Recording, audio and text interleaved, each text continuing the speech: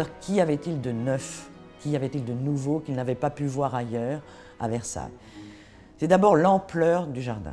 Jusqu'alors, il n'y avait pas de jardin aussi grand.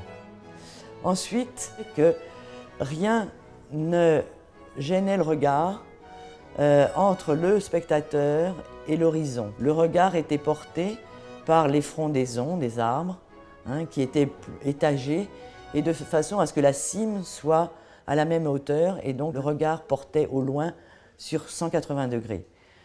L'effet de perspective avec un grand plan d'eau, et ces plans d'eau qui sont la caractéristique du travail de Lenôtre, c'est le jeu avec les lumières du ciel. Les plans d'eau, c'est le dialogue avec le ciel.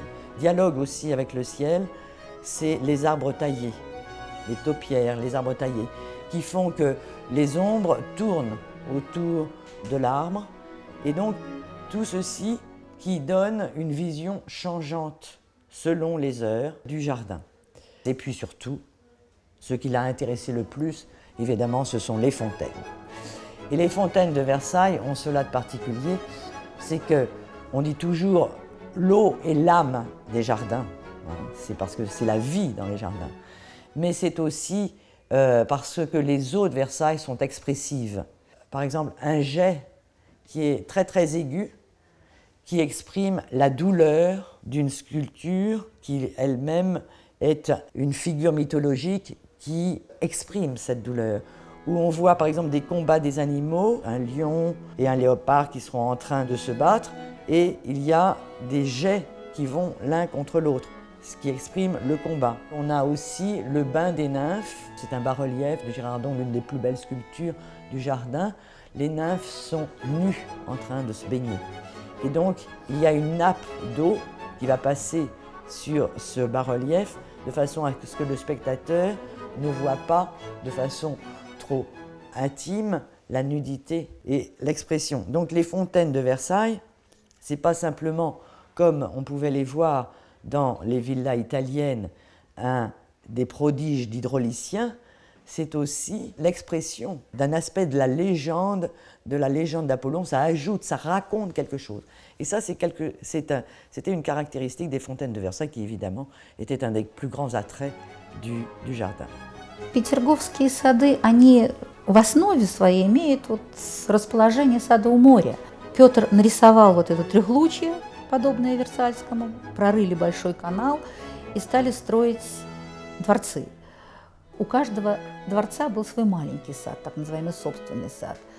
А парк развивался по законам европейского паркостроения, и в нем каждый год добавлялись какие-то новые затеи, забавы, птичники, оранжереи и, конечно, фонтаны. Но он хорошо понимал две вещи. Во-первых, он твердо знал, что его фонтаны будут в чем-то другими, в чем-то, может быть, даже лучше версальских, потому что он уже понимал географическую ситуацию Петергофа. Он понимал, что вода пойдет естественным путем. Ну, он, наверное, еще не представлял себе распорядок дня Петергофа, но он понимал, что ему будет легче. В Версале ведь фонтаны работают не каждый день и ограниченное время.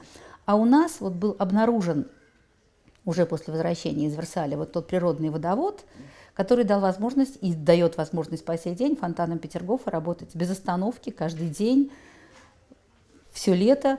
И это, конечно, очень облегчало задачу, которую Петр поставил перед архитекторами и паркостроителями. И второе, что он хорошо понимал, здесь он любовался прудами, бассейнами, а там-то он строил морскую резиденцию.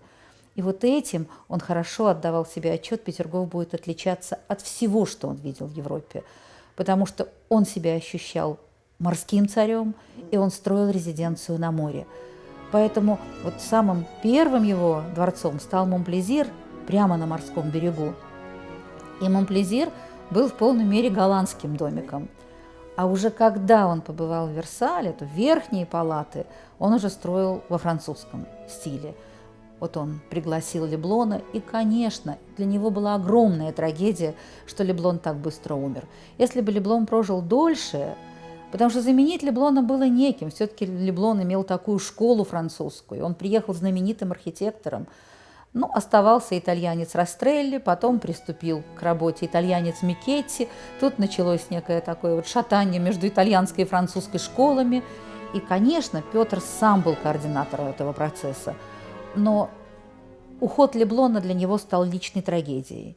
И вот недавно были опубликованы у нас документы, как непросто складывались отношения уже потом, после ухода Леблона с Микетти, как Меньшиков вмешивался во весь этот строительный процесс.